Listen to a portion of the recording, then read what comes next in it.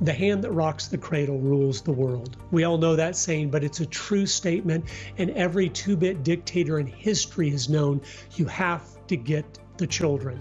A decade ago, Curtis Bowers made the documentary film Agenda: Grinding America Down, detailing a communist agenda to corrupt American institutions, from education to Hollywood to media, and subvert America and its values from within.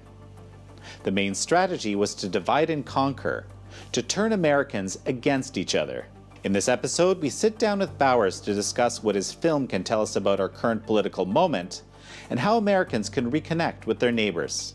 This is American Thought Leaders, and I'm Yanya Kellick. Curtis Bowers, such a pleasure to have you on American Thought Leaders. I'm so glad to be on here. Thanks for having me. So Curtis, it has been 10 years now since you made the film Agenda: Grinding America Down, essentially looking at the communist agenda in America and its impacts and so forth. What are you seeing happening today? Well, I'm seeing that it's continuing on, but even in a much more purposeful, open way than it has in the past. For many years, it had been more of a behind-the-scenes, subtle thing in the background, but now it's on our streets, and it's amazing. It's gone that direction so quickly. Curtis, a big premise of these films, or something that's explored, is that there is this agenda from years back of transforming America into a more first socialist and ultimately communist country. I think you make the case in there that socialism is the kind of the road to communism. It's the stepping stone there. But you describe in the Agenda film a meeting that you decided to attend, and this is what kind of piqued your interest in the topic. I think it was back in 1992. Tell me a little bit about what it was like to go to that meeting and what you learned. Well, I went to the meeting as a favor to a gentleman that had been studying communism his whole life and written many books on it. And he knew he couldn't go to the meeting. He said, they'll know who I am. So would you go and just hear what they're having to say? Because again, people need to remember in 1989, the Berlin Wall had come down. And then December of 91, the Soviet Union had dissolved. And now this is 6 months later, the summer of 1992, and the Communist Party USA was having a meeting to break off a new group. So I went to the meeting as a favor to somebody, and the first shock was immediate. When I walked into the room, I thought it was going to be college radicals. So I'd kind of bought a T-shirt that said something about a revolution, and I thought that's what it would be about. But immediately walking into the auditorium, it was about 1,400 people or so, all 50, 60, and 70-year-olds with briefcases and suits on. And I was one of the few younger people there. And so that was just a wake-up call that, okay, this might be a little more serious than it appears on the surface. And so that was the first big shock with that. Well, so what happened there? What did you learn about an agenda? Well, they just clearly talked about how they wanted to finish us off from within. They'd been working to undermine our families and our business structure and our morality for a long time, but they said, we need to really step that up now even more because, and they acknowledged they were disappointed that the Soviet Union had to back down from the world revolution as far as the militarily and things. But they said, but now we just need to continue what we've been doing at a more serious level.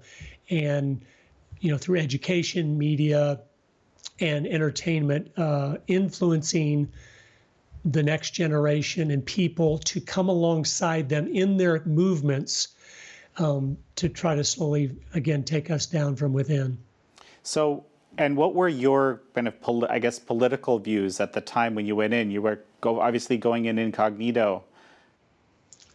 Yes, I was a conservative. I was raised that way. Parents were teaching me how things work when I was young. So I knew what was going on. But again, I went in just seeing, is this thing for real? And I had bought into the lie too, and not the lie, but the deception. Ronald Reagan won the Cold War, which he did, and he did some wonderful things, but as if that meant communism is done. It's over. And I kind of bought into that. So now going there and being in a meeting where there's over 1,000 of them, and then hearing how passionate they were, how I can picture them. It was almost like a pastor at a church. I mean, pounding the pulpit and the way they talked about America was kind of hard to comprehend. The free enterprise system that we love and appreciate. I can still picture the old guy up there talking about that. He said it's the most evil system that has ever been devised, just pounding the thing and sweating. And so I left thinking, boy, these people are from another planet. They don't have a clue, and there's no way they will succeed in what their plans are. That's what I thought back then, about 30 years ago. Well, okay, so that's interesting. So this is 1992, and then something kind of changed, right? You started seeing some tangible changes subsequently. I think everybody was celebrating. I was pretty young at the time, but certainly my parents who escaped from communist Poland. Frankly, this makes me a little bit emotional. But I remember my mother believing the Soviet Union could never fall. This is what they were taught. And of course, Soviet Union had occupied Poland, and they were very, acutely aware of that. So when that happened, for my parents, it was sort of, some sort of unbelievable miracle of sorts that happened, right, for people there. And then I guess you argue that people took their eyes off the ball and an agenda was advanced. So what happened?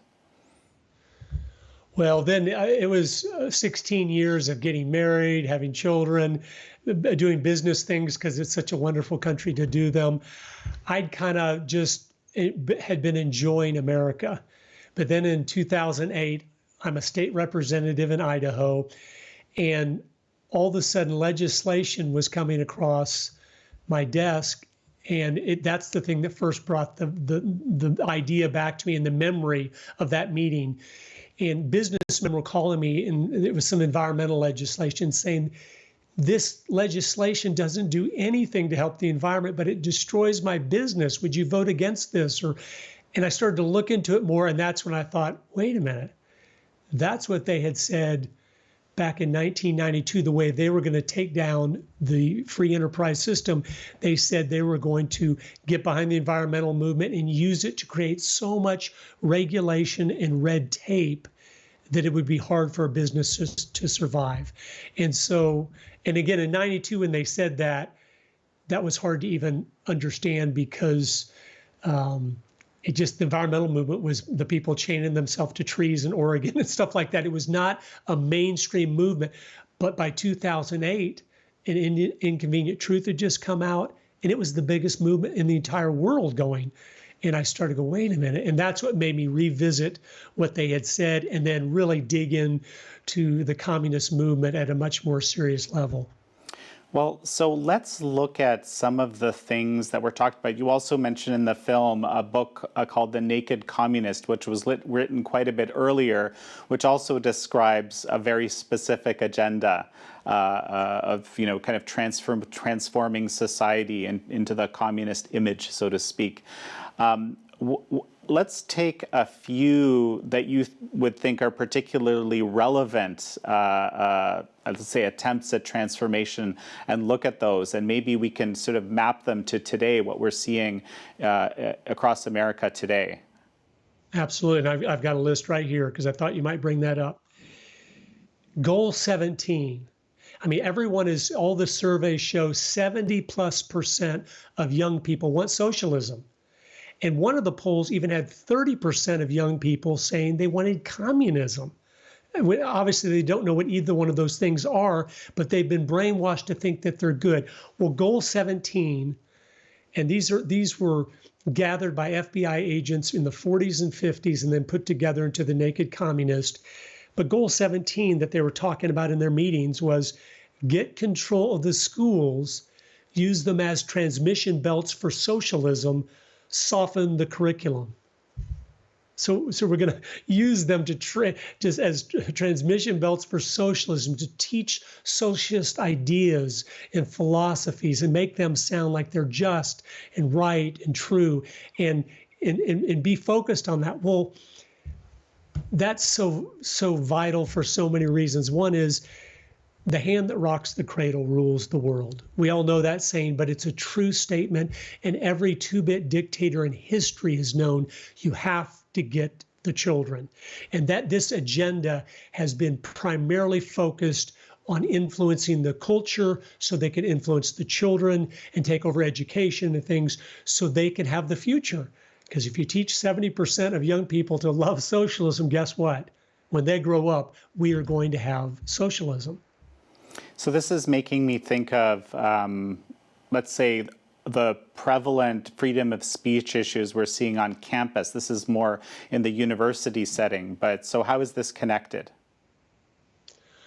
Well, if you can use political correctness, which is just cultural Marxism, it was the Frankfurt School, which was a Marxist group, came up with that whole idea of making certain things off limits. You can't talk about that. It's hateful, or it's this or that. And they always come up with some reason why you can't have free speech. And in doing so, then you're not allowed to ever tell the other side of the story. And like the old saying goes, every story sounds true till you hear the other side. The young people have never heard the other side.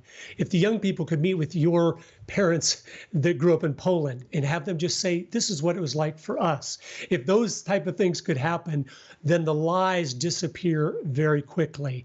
And that's why they had to have political correctness. That's why they have rules of what can be said and not said on college campuses, because you're not going to buy the lie once you hear the truth if it's presented side by side. And so it's been a key strategy to get away with the freedom of speech, get rid of it. So you dig into this in the films, certainly, and I know you know quite a bit about this, but just briefly, tell me about the Frankfurt School and also Herbert Marcuse, who's someone that you talk about in the film, who's sort of pivotal in this cultural Marxist agenda. Again, I'll use that word. Sure. Well, the Frankfurt School was really just a group of intellectuals that were brought to America back in the 30s because of the war churning up over there and everything. They were Marxist, communist, and John Dewey, which tells a whole nother piece of the puzzle, who is the father of our government schools. He's the one that brought them over to America and dropped them down at a lot of our top universities. And Willie Munzenberg, who was one of the leaders, he even said what their goal was. He said, quote, "We're going to make the West so corrupt it stinks," unquote. I mean, we're just going to rot them from within. We're going to teach immorality to the young people. We're going to try to push pornography. We're going to try to increase alcoholism. They had a lot of goals and things, but yeah, they came over and they were put at a lot of the top schools. Their goal was to capture media and education, and then to change the culture through capturing those institutions. And Herbert Marcuse, which a lot of people have heard of him, but as I say in the movie, one of the slogans they came up with is "Make love, not war." Funny, whatever, but it's all subtly just things, breaking down traditions, breaking down the way we've always done things, and then setting the stage to present something new to the young people, especially. So, but they have done so much damage in Hollywood and in the educational system, and that's why those things have changed so much. You know, this actually makes me think of this, I think the introductory clip at the beginning of the Agenda 2. You have, I think his name is Agustin Blasquez, if I'm pronouncing that correctly, you know, a Cuban filmmaker of staunch anti-communism. He has a very interesting story, or I guess he tells part of it, which is that, you know, make love, not war. His family was a supporter, from what I understand at one point, of the revolution, right? But because they believed in it, because they saw, you know, this beautiful new world that they could create in the place of in the place of what was there already. Tell me a bit about that and this sort of this I guess, idealism and the deception that is that uses that. Yes, I mean, well, it was sobering 50 years after that or more, talking to him and him saying, a lot of the propaganda I'm hearing in America right now sounds exactly what Castro was doing back then when we thought, oh, this sounds good. It's about justice and equality and being fair and being for the people and all this. So it's the same thing just over and over again. And so, but his family was, he said, we knew it was really bad one night when we were watching the television station and we saw our uncle go before a firing squad on the evening news. That was when we realized something's changing. Because when they first come to power, communists sometimes don't get drastic immediately. They slowly make sure they have controls of everything, keep talking the propaganda, and then they crack down. And he told me about the crackdown, how his dad came home one day from their sugar plantation, which was one of the largest in Cuba. And he said for hours he wouldn't even talk. He couldn't. Mom kept going, what's wrong? What's wrong? And he just shook his head. He couldn't talk. And then finally he came out later and said, we have nothing. They've taken everything. They just took the sugar plantation. They've taken everything. I'm just working for them now out in the fields, cutting the sugar cane. And anyway, he talks about that. And he had so many stories of what that is like, which our young people don't understand. And most Americans don't understand. We don't understand. I've had the blessing of and privilege of talking to hundreds of these people all over America because of the film. They come up and tell me their stories, and they're all the same. We were promised all this, and we got nothing except a nightmare. And it's really powerful. But when he was getting ready to leave Cuba, 18 years old, and not ever come back, he couldn't even tell his own parents because he said every family had an informant and I didn't know who it was. And I was scared it might stop me from being able to go. He'd got some kind of permission to go get a degree to come back and help Cuba be better. And he knew he's not coming back, and he never did. But he couldn't tell his own parents. That's the kind of system of fear. He was one time, when he was just walking down the street as a teenager, thrown in the back of a police car, taken to prison, and spent 24 hours there and abused, and then let go. And I said, why did they do that? He said, so I would be in such fear of them, I would always obey them. He said they did it to everybody. Periodically, you didn't do anything wrong. You were just there. He said after that, that's when I knew I had to leave. I was scared to leave my home most of the time unless I had to. And that's what communism is. And socialism leads to that. And the reason people don't understand why it leads to that, and it has to lead to that, is that socialism doesn't work.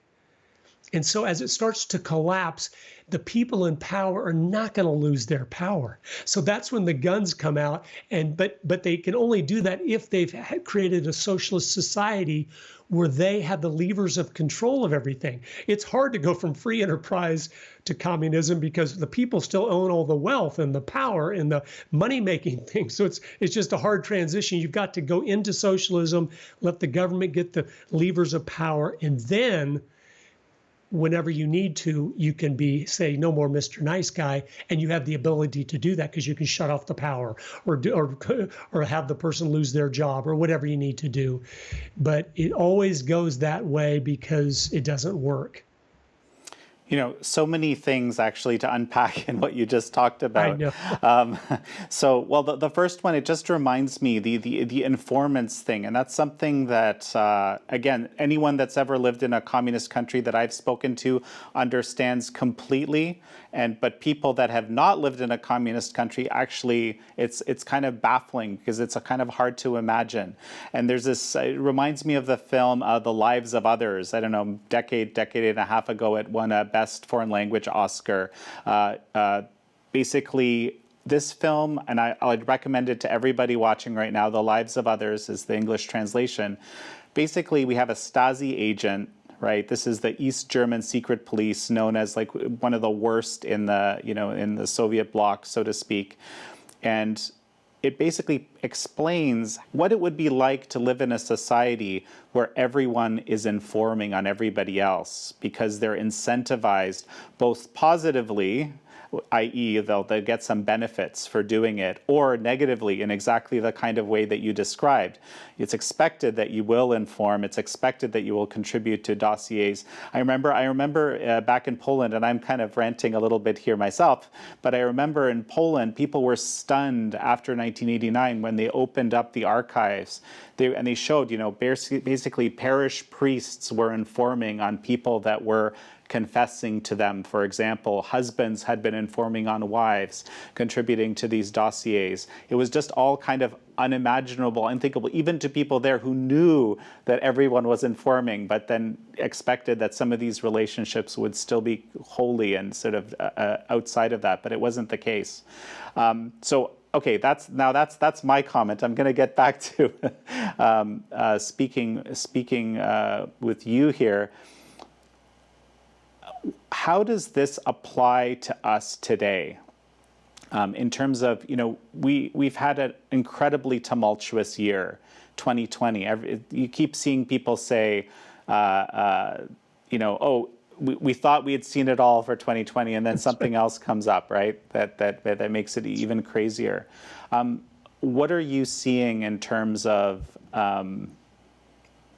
these realities that you've documented in Agenda and know with respect to today? Yeah, well, just even in relation to what you were just talking about, that informant in every family, that concept, it's the final level of division where you've even broken down every family to individual people that can't even talk to each other.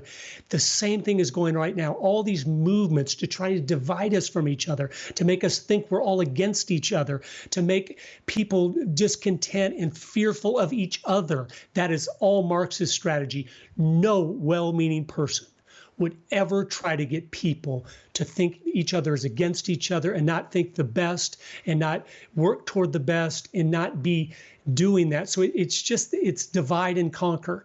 They know a country like America that is so strong and healthy when we're unified would be impossible to conquer, impossible.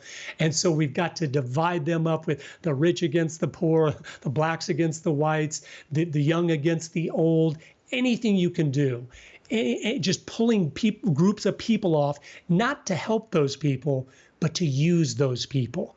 They never provide what they promise. They'll promise you everything to get you to come along and join their bandwagon, but it doesn't ever materialize into what they told you it was going to, because it's not supposed to, because you never want to solve those problems. You only want to make them worse.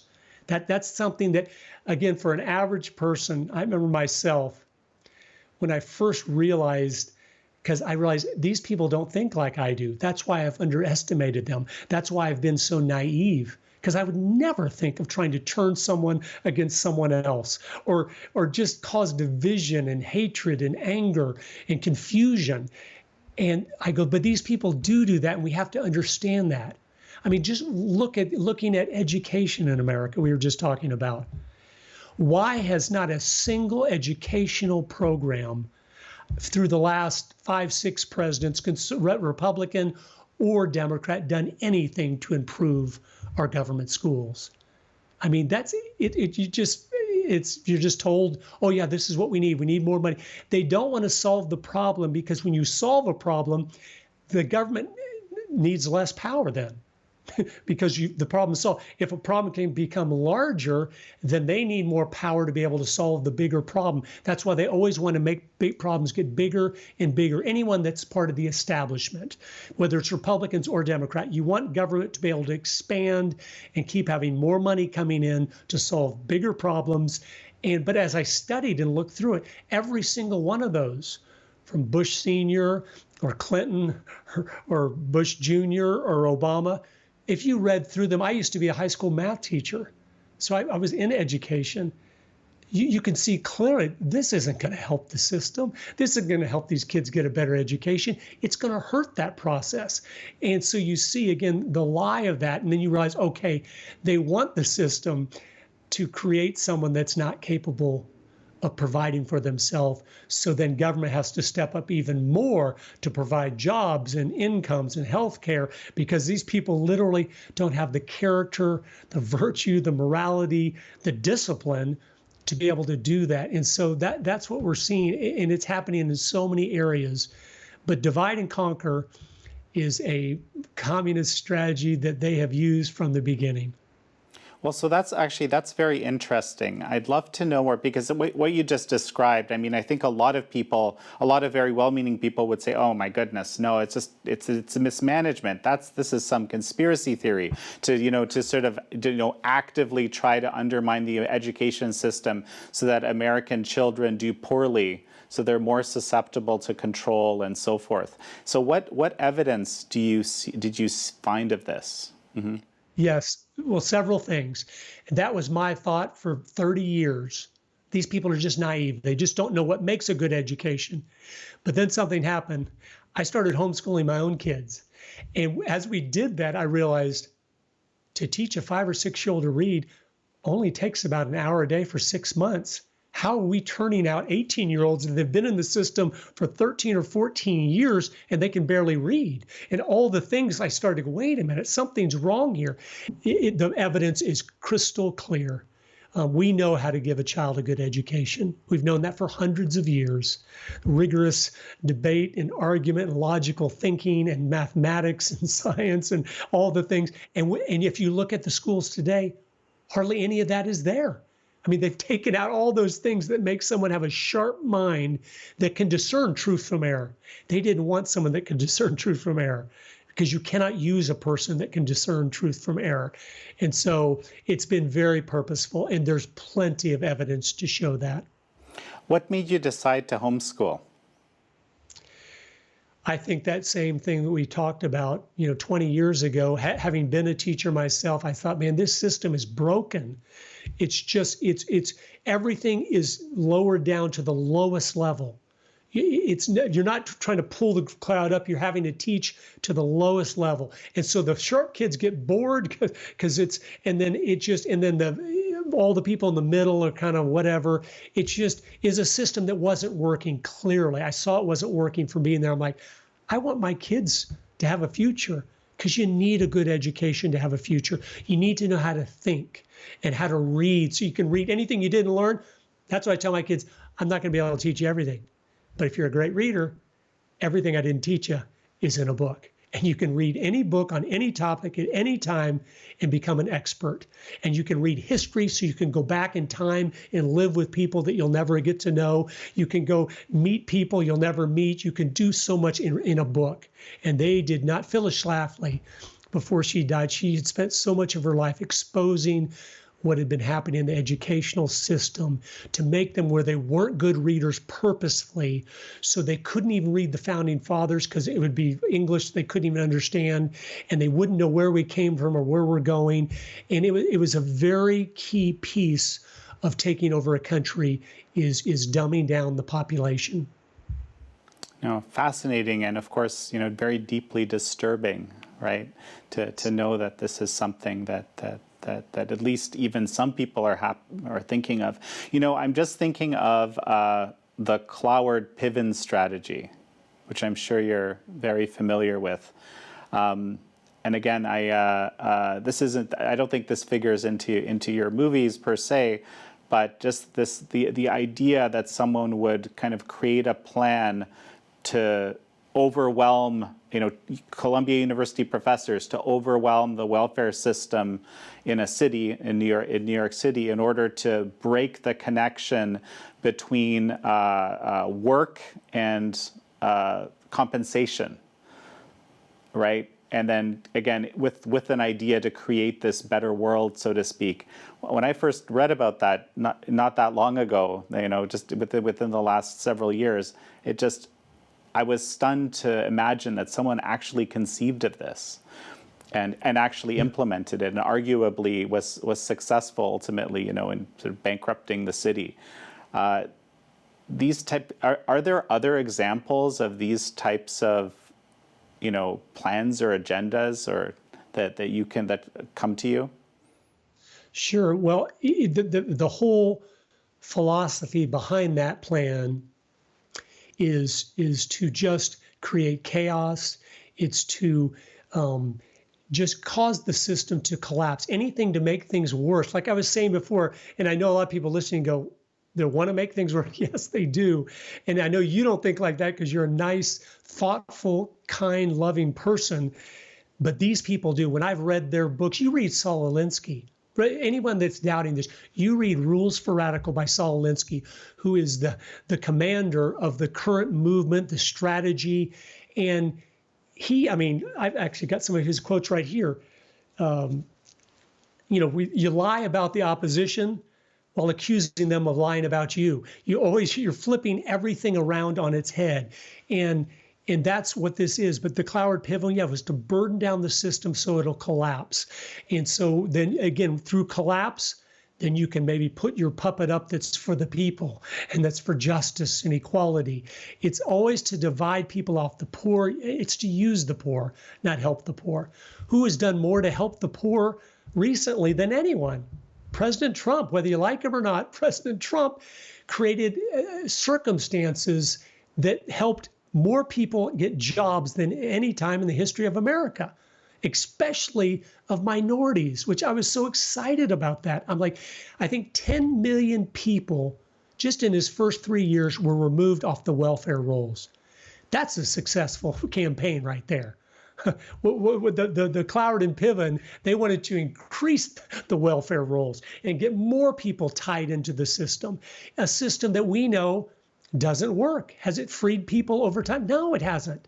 No matter how we could argue about the well-meaningness or not of when these programs were started, the reality is we have 60 years to look at now, and we go, they don't work. It doesn't help get independence and freedom and have them be ready to go be prosperous and enjoy the benefits of living in America. It doesn't do that. It's enslaved them generationally in these entitlements. And so, but there's what's going on right now, like that, to answer your question, is with the voting, the mail-in voting, anything to discredit any part of America where we lose confidence in our system. It's the same thing. Get the mail-in ballots, all the Project Veritas, and so many people have done these studies just recently in the last few weeks and exposed already all the corruption we've seen, people ballot harvesting and everything else. And that's another way that they're doing that, is to discredit the whole system. And it's again, when you want to destroy something, you need to start breaking it apart into pieces so that it can collapse. So what is it that you're recommending to people that, you kind of made a prediction in 2010. You said things are going in a bad way, and you challenged people to try to make a difference. You had a second film, Agenda 2, which, I would say pointed in the exact same direction. I think you argued even a little bit here that things have still not gone well, and there's a lot of disillusioned people. What do you say to people? Yeah, well, one is, especially those that are maybe more conservative-minded or liberal-minded, it doesn't matter. Don't ever think that Washington, D.C. is the solution to our problems. It's one piece of the puzzle, but we count way too much on them to get things done when they're not good at doing anything. And we should be more focused on our local area, our cities, our towns, our counties, going, what can we do as citizens to improve any problem that exists in our community? How can we organize here to accomplish this at the local level so there won't be anything for the federal government to do, because we've already solved our own problems where there's accountability, there's real relationships with real people. It's our children that we're talking about. It's not somebody else's children. And that's what we've got to do. And we've got to break away from the entanglements of thinking we got to do things the federal government's way, and they're the solution. And if it's not working now, then if we just get our guy in there, then it'll be working. We've been seeing for a long time that doesn't do too much. Again, I think President Trump has done a good job in doing what he said he would do. That is so refreshing. Whether you like him or not, to have someone do what he said he would do is like, it's such a breath of fresh air. Like, at least he's honest. Okay, whether you like what he's doing or not. And so, but so that's one key part is we have to act if we want to have real solutions to real problems. Two, we need to go after the young people. I mean, we have to do what they've done, which is just logical common sense. If you're not imparting what you believe in to people that are younger than you before you die, your ideas are dying off. And you have to be investing, influencing, educating people that are younger than you, maybe your own children and grandchildren, or maybe somebody else's. Go to the local college and invite some of the guys over, if you're an older man, for pizza, and show them how to change the oil on their car. Build relationships, and then you can start to have influence. We just want them to believe what we say, and they're not going to, because they've been brainwashed in such a way it's hard to buy the opposite of what you've been told without a lot of conditioning for that to happen, and for a relationship for that to happen, because it's too big a bridge to cross. That's how you know that brainwashing is going on, because when you present truth to someone and they can't accept it, even when it's clear and they know you're not lying, that means they've been brainwashed. If you're just ignorant on something and someone tells you a different way of doing things, oh, what about this? You go, oh, I didn't know that. Thanks. I appreciate you sharing that with me. I was in the restaurant business for years and had hundreds of college students work for me. And we were good friends because they'd worked there for 3 or 4 years at a time, sometimes their whole college. But they were very, very liberal for being college students. And we'd have great debates in the evenings on so many current events and things. But they knew I loved them, and I would always present the truth to them. And I just saw so many times with young people I knew well, they would tell me what they thought on this issue, and then I'd say, okay, now listen to this. And I would share them the other side of that story. And a lot of times they couldn't take that step, even though they knew everything I said was true. They knew I was lying, that I'm not a liar, and that I care about them. And they just, well, Curtis, my professor said, and I could tell you've been brainwashed. When you can't take a step when facts are right in front of you that show what you believe wasn't true, that's a problem. And that's what we have going on. That's why we really need to build the relationships and invest the time in young people, and then keep just doing what we can do in our circle of influence. That's what I encourage you to do. If you got 3 friends, influence those 3 friends. We need to realize the only solutions to our problems are coming from the bottom up. They're not going to be coming from the top down. So, Curtis, we've seen, again, over the last several months, a huge movement, Black Lives Matter, called Black Lives Matter. A lot of people out on the streets protesting, unfair treatment of Black Americans at the hands of police and elsewhere. At the same time, we've learned that some of the leaderships of the actual organization, Black Lives Matter, are avowed Marxists. And is this concerning to you? Are you aware of this? Yes, it is, because I know Marxists, again, like we talked about, don't want to solve problems. They want to create problems or make problems that exist much, much worse. And so one of the things about that is, and Saul Alinsky mentioned this in his book, is one of the key strategy points. He says, we need to separate the revolution from communism to disguise where we're really going with this. And so that's what this is. When you see the buildings burning down, that's not helping Black people in America in any way, shape, or form. Their solution is always worse than the problem most of the time. But one book, for those that want to know more about how the Black community has been used by the communists for decades in this country, it's a book called Color, Communism, and Common Sense by Manning Johnson. And Manning Johnson was a Black man who was one of the leaders in the Communist Party USA. And he had even gone over to Moscow to train. And he started to realize, wait a minute, this is about using Black people, not helping them. And he defected from the Communist Party. He testified before Congress, this is what they're doing to hurt our community. And then he wrote this book. And he traveled and spoke for 1 year, and then he died, which was a tragedy. He would have been such a powerful force to expose this Marxist strategy to use the Black community. And they customized their strategy for any group of people. But the black people that have been so used for so long or mistreated in different ways, they're trying to stir that back up again when I think it's truly gotten so much better. And so I know that, is there racial problems? Yes, but they're not near what they make them out to be. But we need, one thing I've done, and I'll just encourage people with this, another thing, action point you can do. Because I feel so bad about what has happened and how things have been stirred up, I've tried, and I've done this many times now, when I see some black families or individuals sitting together somewhere where they're not in a hurry or busy, I come over and just say, with all that's going on in our country, is it okay if I just share something with you? And they've been always, sure, what is it? And I'm thinking of these two black men that were sitting on this bench at this hotel I came out of. And I said that to them, and I said, I'm obviously white, as you can see.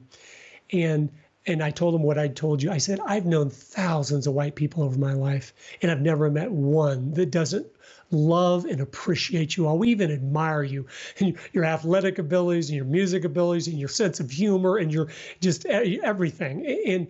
And I said, I just want you to know, when people tell you whites hate you, they're lying to you. We do not hate you. We love you. We're thankful for you. And I just wanted to share that with you because I feel terrible about what's going on in our country. And the one man, right when I said, he stood up, he said, you tell that to every black person you meet. And I said, okay, I'll try to. But it lifted the burden on his back of thinking, white people hate me. It's a lie. That is a lie. There might be a few people, white people in America that hate. It's not even a tenth or a thousandth of 1%. And we fixate on that. We really don't. The media does, because they love stirring things up because they're part of this. We're totally unified in so many areas. But again, they want division. But we, those that are white, we can go over the top in a loving way to let them know that. Hey, I want you to know I'm so glad you're in my country and you're in this country. We love you. We're thankful for you. And don't believe anything else someone's telling you. I've done it many times, and it lifts their spirit. You can see, like, well, thank you. And I go, you're welcome. And anyways, those are the type of things we can be doing that impact real people at a real, again, local level. We're right there. You're changing somebody's life. If I help remove that lie from those people, where they're free the rest of their life, they're not thinking, oh, these white people hate me, these white people hate me, which would be a horrible thought. And I hate that the media pounds that into their mind, because it's evil to tell someone that. It's a horrible place to live if they really think that. But we can say, hey, in my community, I live in a black community, so I have a lot of opportunity to. And I say, we love you. We're so thankful for you. And just was thankful to live with you. And you're part of America. I said, don't let them ever separate you out from us. We want you with us. And that's what we need to do on all these different areas. Start exposing the lies one person at a time, and then looking for solutions at the local level to combat this strategy, this purposefulness to destroy this wonderful country that's been a blessing to so many people. So, Curtis, what are you doing these days? Well, I'm doing a lot of different things. I've been traveling the last several months, speaking all over the country on these topics, because as the buildings started burning, people started saying, your movies were talking about this stuff, weren't they? And I said, yes, they were. And so I've been doing that. I do a podcast that I'm just getting going and working on some other educational tools for people to know on a weekly basis, here's what's going on and here's what you need to be doing to make a difference. Curtis, any final thoughts before we finish up? I don't think so. I'd like to say thank you for what you're doing. I appreciate your shows. I appreciate what the Epoch Times is doing. It's a blessing to have a news source out there that's just speaking the facts.